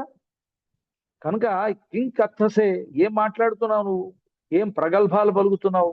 కాలం మూడినట్టుంది నీకు, సరిగ్గా బుద్ధి లేకుండా మాట్లాడుతున్నట్టున్నావు. యత్ ఖాండవం దాహయితా కృతం హి కృష్ణ ద్వితీయేన ధనంజయేన శ్రుత్వైవ తత్కర్మ నియంతుమాత్మా యుక్తస్త్వయా వై సహ బాంధవేన. నువ్వు ఓ కర్ణ, యత్ ఖాండవం దాహయతా కృతం హి, ఖాండవ దహన సమయంలో కృష్ణ ద్వితీయేన ధనంజయేన, కృష్ణుడితో కూడి ఉన్నటువంటి ధనంజయుడు ఆ రోజుల్లో ఏం చేశాడు అనేటువంటి దాన్ని తెలుసుకున్నట్లయితే శృత్వైవ తత్కర్మ నియంతుమాత్మ, అది తెలుసుకొని నీ మనస్సును అదుపులో పెట్టుకోవడం మంచిది. యుక్తస్త్వయావై సహ బాంధవేన, నీ నీ నీ బంధువులతో పాటు నువ్వు నోరు అదుపులో పెట్టుకొని ఉండు. నువ్వు నీకు ఏం అర్థం కావడం లేదు, ఏం మాట్లాడుతున్నావో నోరు అదుపులో పెట్టుకో. ఎందుకంటే అక్కడ ఉండేటువంటి వాడు సామాన్యుడేం కాదు, కృష్ణ ద్వితీయేన ధనంజయ, కృష్ణుడితో కూడున్నటువంటి వాడు ఆయన. ఆయన ఖాండవ దహన సమయంలో దేవతలందరినీ కూడా ఓడించిన వాడు. అలాంటి వాడిని పట్టుకొని నేను వెళ్ళి ఒక క్షణంలో వెళ్ళి చంపేసి వస్తాను, ఏం చేతగాని వాళ్ళు అక్కడ ఉండేటువంటి వాళ్ళు. అందుకని నువ్వు అదుపులో పెట్టుకొని నోటిని. యాంచాపి శక్తిం త్రిదశాధిపస్తే దదౌ మహాత్మా భగవాన్ మహేంద్ర, భస్మీకృతాంతాం సమరే విశీర్ణాం చక్రాహతాం ద్రక్ష్యసి కేశవేన. నువ్వు ఇంద్రుడిచ్చినటువంటి ఏ శక్తిని చూసి బాగా ఆ ఎగిరెగిరి పడుతున్నావు అంటే, ఇంద్రుడు ఆయనకు ఒక శక్తి అనేటువంటి ఆయుధాన్ని ఇచ్చాడు. ఆ శక్తి అనేటువంటి ఆయుధాన్ని చూసుకొని నువ్వు ఎగిరెగిరి పడుతున్నావు. కానీ ఆ శక్తి అనేటువంటి ఆయుధాన్ని నువ్వు ప్రయోగించినప్పుడు కేశవేన చక్రాహతాన్ ద్రక్ష్యసి, కృష్ణుడు గనక ఆయన సుదర్శనాయుధాన్ని పంపించాడంటే ఆ శక్తి వెంటనే ఏమవుతుంది, యుద్ధరంగంలో భస్మీకృతాంతాం సమరే విశీర్ణాం, యుద్ధరంగంలో నువ్వు శక్తిని ప్రయోగిస్తావు, కృష్ణుడు సుదర్శనాయుధాన్ని ప్రయోగిస్తాడు, వెంటనే ఆ సుదర్శనాయుధం వల్ల భస్మం అయిపోతుంది నీ శక్తి అంతా కూడా. దాన్ని చూసుకొని ఎగిరిగెది పడుతున్నావేమో నువ్వు. ఎస్తే శరం సర్పముఖో విభాతి, అంతేకాదు ఆయన దగ్గర, కర్ణుడి దగ్గర సర్పముఖం కలిగినటువంటి ఒక అస్త్రం ఉంది, ఆయన బాణం ఉంది. ఆ బాణం కూడా చాలా శక్తివంతమైనది, సర్పముఖం కలిగినటువంటి బాణం. ఎస్తే శరం సర్పముఖో విభాతి, నీ దగ్గర ఉండేటువంటి సర్పముఖం కలిగినటువంటి పాము లాంటి ఆ ఆకారం కలిగినటువంటి ఏ శరాన్ని చూసి నువ్వు ఎగిరెగిరి పడుతున్నావో, సదాగ్రమాల్యైర్మహిత ప్రయత్నాత్, పైగా నువ్వు రోజు ఆ బాణానికి మా పూలు పళ్ళు ఇవన్నీ పెట్టి నైవేద్యం చేస్తున్నట్టు ఆయన. అంటే ఆ బాణానికి చాలా శక్తి ఉన్నది. మనం ఎలాగైతే ఇంట్లో తిరువారాధన చేస్తామో ఆ విధంగా ఆ బాణాన్ని, సర్పముఖం కలిగినటువంటి బాణాన్ని ఇంట్లో పెట్టుకొని కర్ణుడు రోజు కూడా పూజ చేస్తుంటాడు. ఆ పూజ చేయడం వల్ల దానికి గొప్ప శక్తి పెరుగుతుంది అన్నమాట. కనుక సదా అగ్రమాల్యైర్మహిత ప్రయత్నాత్ స పాండుపుత్రాభిహత శరౌఘై సహత్వయా యాస్యతి కర్ణనాశం. యుద్ధరంగంలో అర్జునుడు వేసేటువంటి, నీ దగ్గర ఉండేటువంటి ఒకే ఒక బాణం, ఆ బాణాన్ని ఇప్పటికే నువ్వు పూజ చేస్తున్నావు. ఆ పూజ చేసేటువంటి బాణాన్ని ప్రయోగించినప్పుడు ఆ బాణం మీదకి అర్జునుడు అనేక రకాలైనటువంటి అస్త్రాలతో కూడినటువంటి బాణాలను ప్రయోగిస్తే నీ ఆ సర్పముఖ బాణం విరిగిపోతే అప్పుడు ఆ సర్పముఖ బాణం నాశనం అవడమే కాదు, నువ్వు నీ పుత్రులతో బాటి సహత్వయా యాస్యతి కర్ణనాశం, నువ్వు కూడా నాశనం అయిపోతావు. నీ మీద కూడా అర్జునుడి బాణాలు పనిచేస్తాయి, నీ బాణము నాశనం అయిపోతుంది, నువ్వు నాశనం అవుతావు. అది అర్జునుడి యొక్క శక్తి. బాణస్య భౌమస్య చ కర్ణహంత కిరీటినం రక్షతి వాసుదేవ. అసలు అర్జునుడు అంటే నువ్వు సామాన్యం అనుకున్నావా? అర్జునుడిని రక్షించేటువంటి వాడు ఎవడు? వాసుదేవ రక్షతి. వాసుదేవుడు, వసుదేవ కుమారుడైనటువంటి కృష్ణుడు రక్షిస్తున్నాడయ్యా. కిరీటినం రక్షతి వాసుదేవ, కిరీటి అని పేరు కలిగినటువంటి అర్జునుడిని రక్షిస్తున్నటువంటి వాడు సాక్షాత్తుగా కృష్ణుడు. ఆ కృష్ణుడు ఎలాంటి వాడు అంటే, బాణస్య భౌమస్య చ హంత, బాణాసురుణ్ణి చంపినటువంటి వాడు, నరకాసురుణ్ణి చంపినటువంటి వాడు. నరకాసురుడికి భౌముడు అని పేరు, భూమిపుత్రుడు కదా ఆయన. కనుక భౌముడు అని పేరు కలిగినటువంటి నరకాసురుణ్ణి చంపినటువంటి వాడు, శివుడి యొక్క ఉపాసకుడు, శివుడే కాపాడుతూ ఉండేటువంటి బాణాసురుడి యొక్క చేతులన్నీ కూడా ఖండించినటువంటి వాడు వాడు కృష్ణుడు అంటే. కనుక బాణస్య భౌమస్య చ కర్ణ హంత, ఓ కర్ణ, ఆ రక్షించేటువంటి వాడు, అర్జున్ని రక్షించేటువంటి వాడు ఎవడంటే శివుడి యొక్క అనుగ్రహాన్ని పొందినటువంటి బాణాసురుణ్ణి, కర్ణుణ్ణి, నరకాసురుణ్ణి చంపినటువంటి వాడు అక్కడ కృష్ణుడు. ఆయన రక్షిస్తున్నాడు. యస్వాదృశానాంచ వరీయసాంచ హంతా రిపూణాన్ తుములే ప్రగాఢే. నిన్నే కాదురా నాయన, నీకంటే మించిన వాళ్ళని కూడా అక్కడ చంపగలిగినటువంటి శక్తి కలిగినటువంటి కృష్ణుడు ఆయన్ని రక్షిస్తున్నాడు కనుక నువ్వు అర్జునుడితోటి తలపడలేవు అని చెప్తే అప్పుడు వెంటనే కర్ణ ఉవాచ, కర్ణుడికి కోపం వచ్చేసింది. వచ్చేసి ఆయన చెప్తున్నాడు, అసంశయం వృష్ణిపతిర్యథోక్త తథా చ భూయాంశ్చ తతో మహాత్మా అహం యదుక్త పరుషంతు కించిత్ పితామహస్తస్య ఫలం శృణోతు.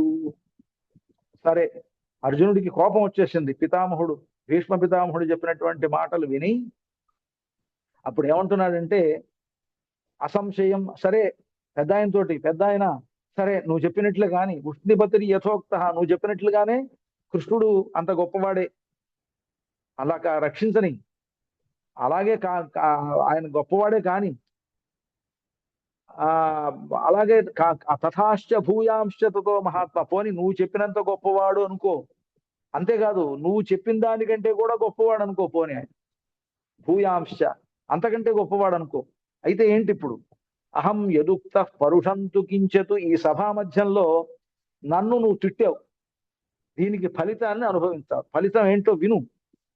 నన్ను నువ్వు ఇంత సభా మధ్యంలో ఇంత చిన్నపరిచావు కదా, కృష్ణుడు వాడు గొప్పవాడైతే ఏంటి, గొప్పవాడు కాకపోతే ఏంటి, అయితే కాని నువ్వు చెప్పినంత గొప్పవాడైతే కాని, నువ్వు చెప్పిన దానికంటే గొప్పవాడైతే కాని, ఎంత కాని వాడు, కానీ నువ్వు నన్ను ఈ సభా మధ్యంలో చెప్పినటువంటి పరుషం యదుక్త, ఏ పరుషమైనటువంటి మాటలు మాట్లాడావో దానికి ఫలితాన్ని వినవయ్యా నువ్వు. ఫస్ట్ న్యస్యామి శస్త్రాన్ని నజాతు సంఖ్యే, నా అస్త్రాలన్నీ కూడా, శస్త్రములన్నీ కూడా విడిచిపెట్టేస్తున్నాను, నేను ఇంకా యుద్ధం చేయను.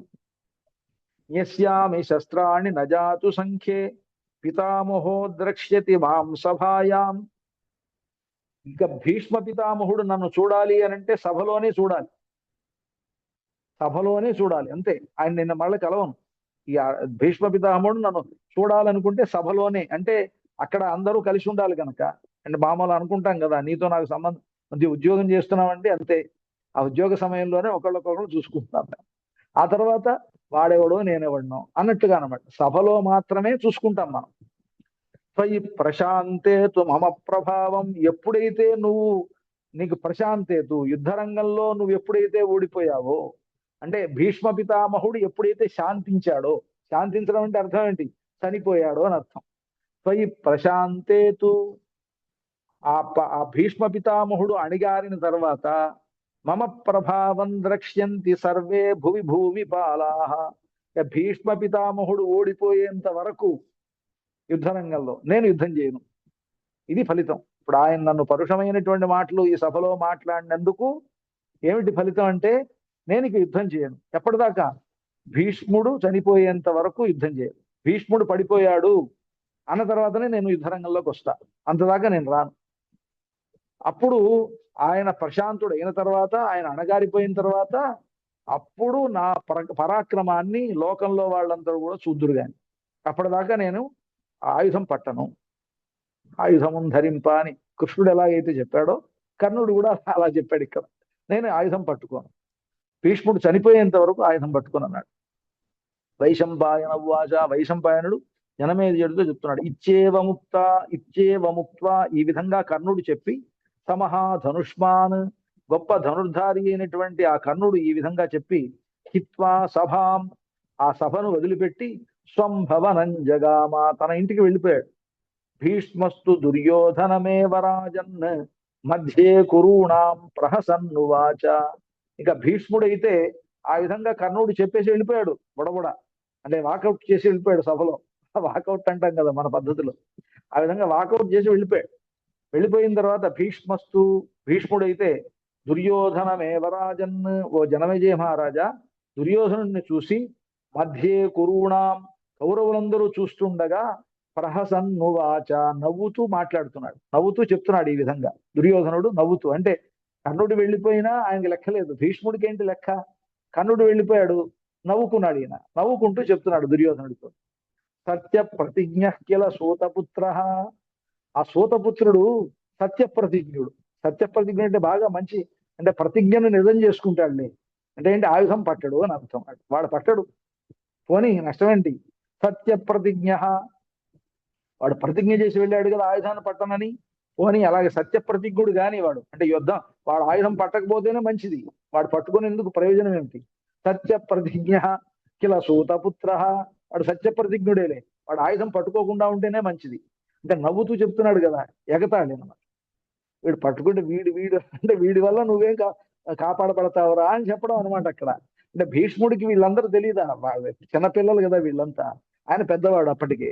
ఆ పెద్దవాడైనటువంటి వాడికి వీళ్ళ పరాక్రమాలన్నీ తెలీదా? అందుకనే ఆయన వాడు ఎప్పుడైతే ఇలా వెళ్ళాడో నవ్వుతూ మాట్లాడుతున్నాడు ఈయన.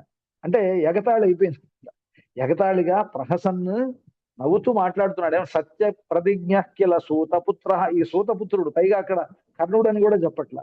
ఈ సూతపుత్రుడు ఆయుధాన్ని పట్టుకోకపోతే నష్టం ఏంటి? పట్టుకోకపోని నష్టమేం లేదు.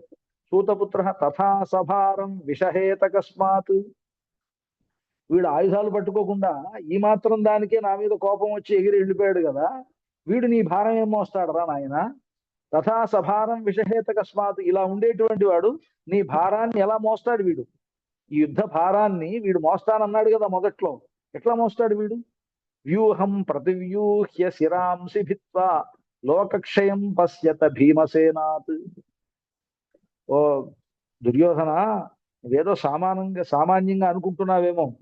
వ్యూహం ప్రతివ్యూహ్య, నువ్వు ఏ వ్యూహాన్నైతే రచించావో ఆ వ్యూహానికి ప్రతివ్యూహం చేసి భీమసేనుడు ఆ యుద్ధ రంగంలో అందరి తలకాయలు బద్దలు కొడుతుంటే ఆ లోకక్షయం పశ్యత, ఆ లోకక్షయాన్ని చూదురు గాని మీరంతా కూడా.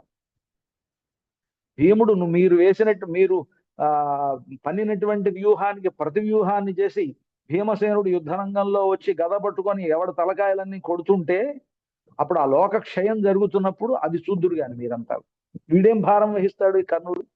సత్యప్రతిజ్ఞుడు వీడు, అంటే యుద్ధాన్ని చేయను అన్నటువంటి వాడు మీ భారాన్ని ఎలా వహిస్తాడు వీడు? అవంత్య కాళింగ జయద్రథేషు చేదిధ్వజే తిష్టతి బాహ్లికే చ అహం హనిష్యామి సదా పరేషాం సహస్రశ్చాయుతశ్చ యోధాన్. ఇప్పుడు చెప్తున్నాడు ఆయన, ఆ అవంతి రాజులు గాని కళింగ రాజులు గాని సైంధవుడు వీళ్ళంతా కూడా వేల కొద్ది సహస్రశ్చ అయుతశ్చ యోధాన్, వీళ్ళందరూ ఉండగా నేను శత్రుయోధుల్ని చంపుతాను అంటున్నాడు అనమాట. ఇలా అహం హనిష్యామి సదా పరేషాం, నేను చంపుతాను. యదైవ రామే భగవత్యనింద్యే బ్రహ్మబ్రువాణ కృతవాన్ తదస్త్రం తదైవ ధర్మశ్చ తపశ్చ నష్టం వైకర్తనస్యాధమ పూరుషస్య. అంటే నవ్వుతూనే నేను చేస్తాను, ఇంతమంది కలిసి ఉంటే నేను యుద్ధం చేస్తాను. వాడేం చేస్తాడు? ఎప్పుడైతే రామే అనింద్యే గౌరవించదగినటువంటి భగవంతుడైనటువంటి పరశురాముడి దగ్గర, యదైవ ఎప్పుడైతే బ్రహ్మ బ్రువాణ నేను బ్రాహ్మణుణ్ణి అని చెప్పుకొని కృతవాన్ తదస్త్రం బ్రహ్మాస్త్రాన్ని పొందాడో, ఎవడు? ఈ కర్ణుడు పరశురాముడి దగ్గరికి వెళ్ళి నేను బ్రాహ్మణుణ్ణి అబద్ధం చెప్పుకొని ఆ పరశురాముడి దగ్గర ఎప్పుడైతే ఆయన బ్రహ్మాస్త్రం పొందాడో తదైవ ధర్మశ్చ తపశ్చ నష్టం, ఆ అబద్ధాన్ని చెప్పడం వల్లనే ఈ కర్ణుడికి ఉండేటువంటి ధర్మం గాని తపస్సు గాని ఇవన్నీ కూడా నష్టమైపోయినాయి. వైకర్తనస్య అధమ పురుషస్య, వీడు అధమ పురుషుడు, అధముడైపోయాడు.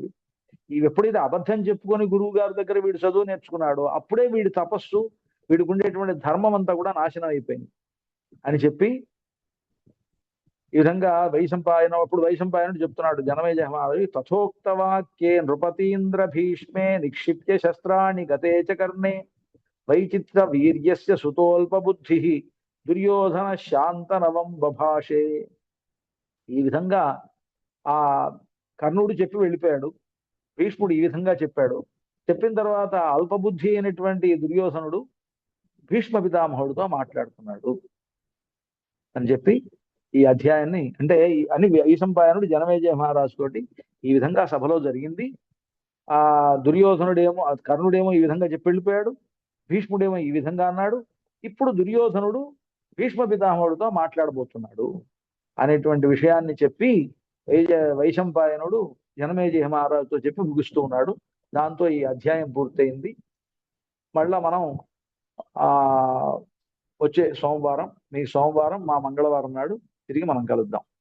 స్వస్తి ప్రజాభ్యః పరిపాలయంతాం న్యాయ్యేన మార్గేణ మహీం మహీషాః గోబ్రాహ్మణేభ్యः శుభమస్తు నిత్యం లోకాः సమస్తాः సుఖినో భవంతు. జయ శ్రీమన్నారాయణ, జయ శ్రీమన్నారాయణ. చాలా అద్భుతంగా వివరించారు అడిగే. వింటుంటే ఒక్కో చోట నవ్వాలో ఏమో తెలియట్లేదు. ఆయన అనేటువంటి మాటలకు, దుర్యోధనటువంటి మాటలు వింటుంటే ఒకసారేమో రావణుడు లాగా అనిపిస్తుంది. రావణుడి యొక్క సమయంలో కూడా చెప్తుంటాడు కదా ఆయన, పంచభూతాలు కూడా నా నియంత్రణలో ఉన్నాయి, అన్ని కూడా నా అధీనంలో ఉంటాయని చెప్పేసి ఆయన చెప్పినటువంటి ఆ పరుష వాక్యాలు వినబడతాయి. ఇంకో వైపు ఏమో రాముడి యొక్క రాజ్యంలో ఎలాగైతే ప్రశాసనం ఉండిందో అటువంటి ప్రశాసనం చేసే కెపాసిటీ నాకు ఉందని చెప్పేసి అన్నట్టుగా చెప్పినట్టు అనిపిస్తుంది ఆయనది. అంటే తండ్రికి విషయాలు తెలివయ్యానా, అంటే ఆయన అంధుడే తండ్రి అనుకోండి, కానీ తండ్రికి విషయాలు తెలివయ్యానా, ఈయన ఇవాళ కూర్చోబెట్టి ఇలా వివరించాల్సిన అవసరం ఏమొచ్చింది దుర్యోధనుడు చెప్పడం అనేది అర్థం కాలే అక్కడ. పరశురాముడికి కూడా మనకి సినిమాలో పరశురాముడి గురించి కూడా సినిమాలో చూపించినప్పుడు స్వామి మనకి చెప్తారు కదా, అంటే ఆయనకు అక్కడ పడుకున్నప్పుడు ఇంద్రుడు వచ్చేసేసి అలా చూపించినప్పుడు దానికి బ్రాహ్మడు అయితే నీకు ఇలా నువ్వు ఓర్చుకోలేవు కదా అని చెప్పేసి శపించేస్తాడు, నీకు పనికిరావు అని చెప్పేసి అని అంటాడని. అది మనకు మనవాడు కట్టినటువంటి కథనా మరి సినిమా లోపల కోసం అని? అంటే అక్కడ శపించాడు ఆయన. అంటే శపించడం అంటే ఈ విధంగా, అంటే మనకు సినిమాల్లో చూపించిన విధంగా శపించలేదు. నువ్వు అబద్ధం చెప్పావు గనక, అబద్ధం చెప్పి వచ్చావు గనక నీకు అంత్యకాలంలో ఇది స్ఫురించవు అన్నాడు. అంత్యకాలంలో స్ఫురించవు అనేటువంటిది అక్కడ ఉద్దేశం. అంత అంత్యకాలంలో తప్ప మిగతా సమయంలో అంత పనిచేస్తుంది. అతనికి అంత్యకాలం రావాలి, అంటే చచ్చే రోజు వస్తే అప్పుడు ఇవేమీ స్ఫురించవు అన్నాడు. అంటే అంతవరకే. అంటే అందుకనే ఆయన శపించలేదు అనేటువంటి మాట నేను గురువు గారు అనుగ్రహాన్ని పొందాను. నిజానికి అసలు ఎప్పుడు నీకు చదువే పనికిరాదు అని చెప్పలా, చెప్తే బాగుండేది. అలా చెప్పలా. అంటే అంటే అలాగ మనకు సినిమాల్లో అలా నీకు అవసరమైనప్పుడు పనికిరాదు అని ఇలా చెప్పారు. దాంట్లో సినిమాల్లో చూపించింది ఏంటంటే ఎప్పుడు ఆయనకు గుర్తురాదు అన్నట్టుగా. అలా ఉండదు.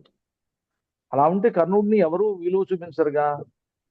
కర్ణుడి విషయంలో విలువ ఉండనే ఉండదు. కానీ చేయలే ఆయన. సినిమాల్లో చెప్పడానికి మామూలుగా వాస్తవానికి వ్యత్యాసం కనిపిస్తుంది.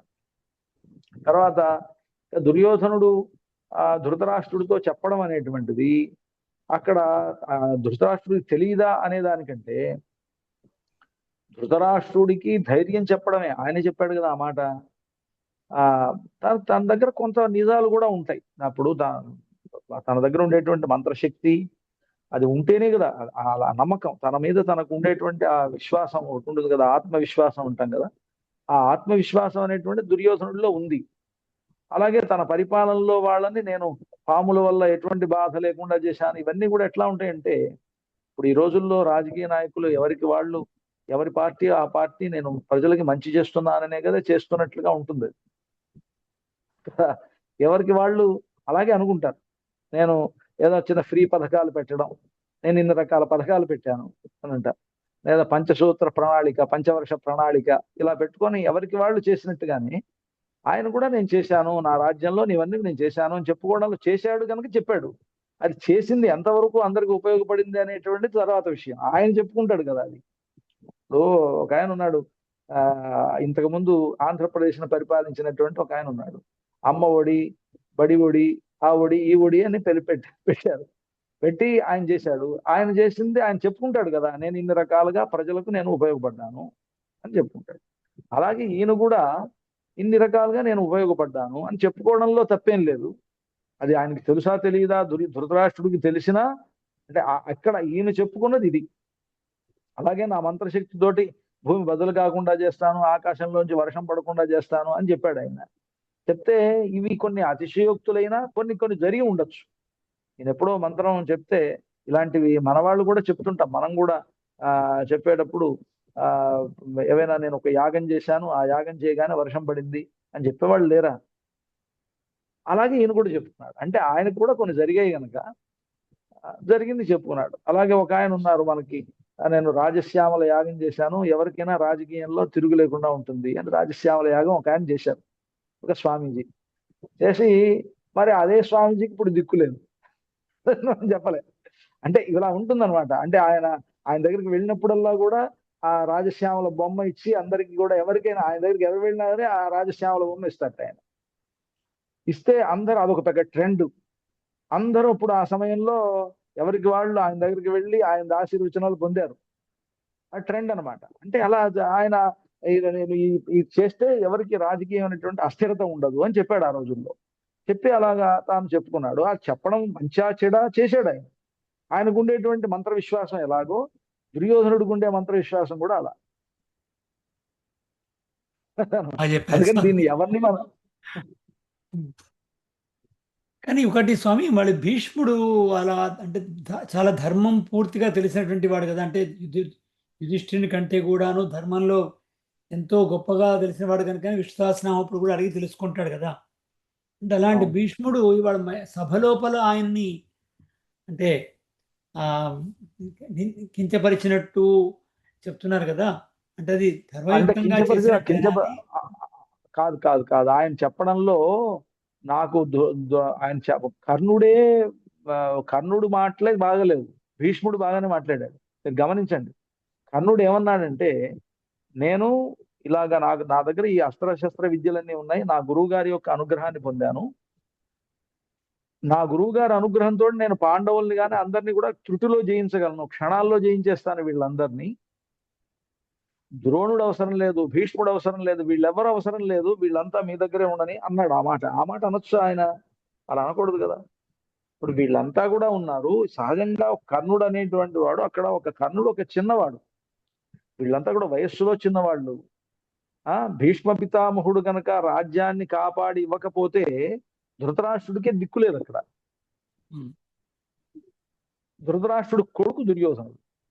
అంటే ఎంత తను రాజ్యాన్ని పరిపాలించకుండా ఈయన ఎంతమందికి కావలి కాస్తూ వచ్చాడు ఆయన. భీష్ముడు తాను రాజు కావలసిన వాడు.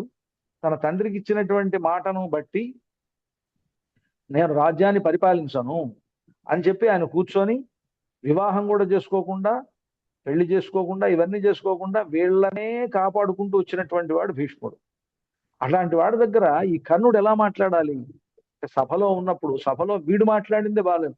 కానీ ద్రోణాచార్యుడు అవసరం లేదు, ఆయన అవసరం లేదు, ఈయన అవసరం లేదు, నేనే వెళ్తాను, నేను ఒక్కడిని చేసుకొస్తాను అంటే అంటే వీళ్ళందరూ చేతగాని వాళ్ళ చెప్తున్నటువంటి వాళ్ళు.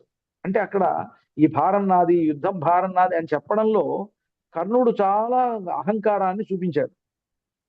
అహంకారం, ఆ దుందుడుకుతనం ఇవన్నీ ఉన్నాయి.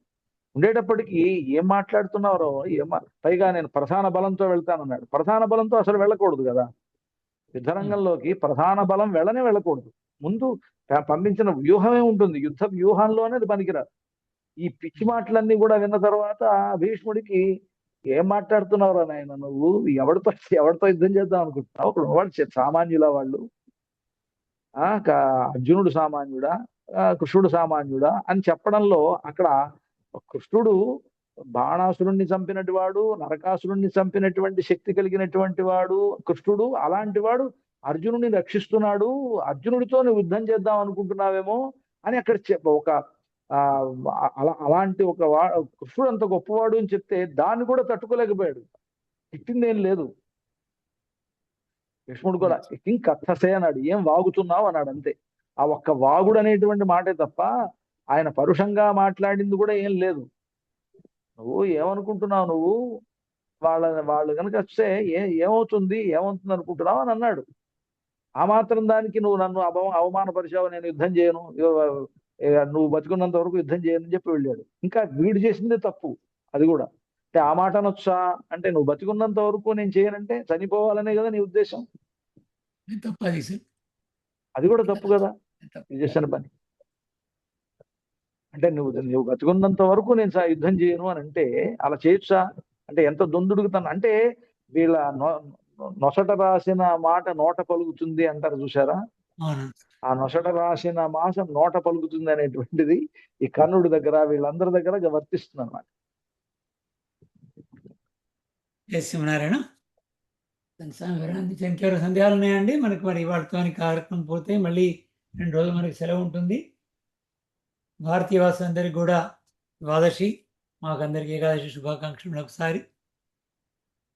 మనం ఇంకా మరి పూర్తి చేసుకుందామా?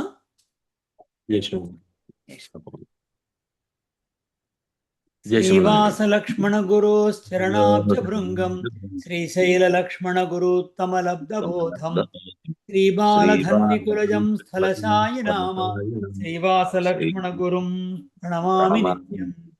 విశిష్టాద్వైత సిద్ధాంత శ్రీమన్నారాయణాచార్య స్వామిని నిత్యమంగళం. యావత్ ప్రపంచ సంప్రపంచరణాయ మహామహిమనే శ్రీమన్నారాయణాచార్యరాజాయ మంగళం. కళాశాసన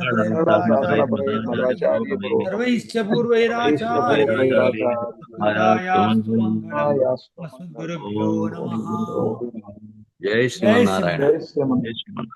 జై శ్రీమన్నారాయణ. గోష్ఠి దాసోహం అండి. జై శ్రీమన్నారాయణ. స్వామి అడిగే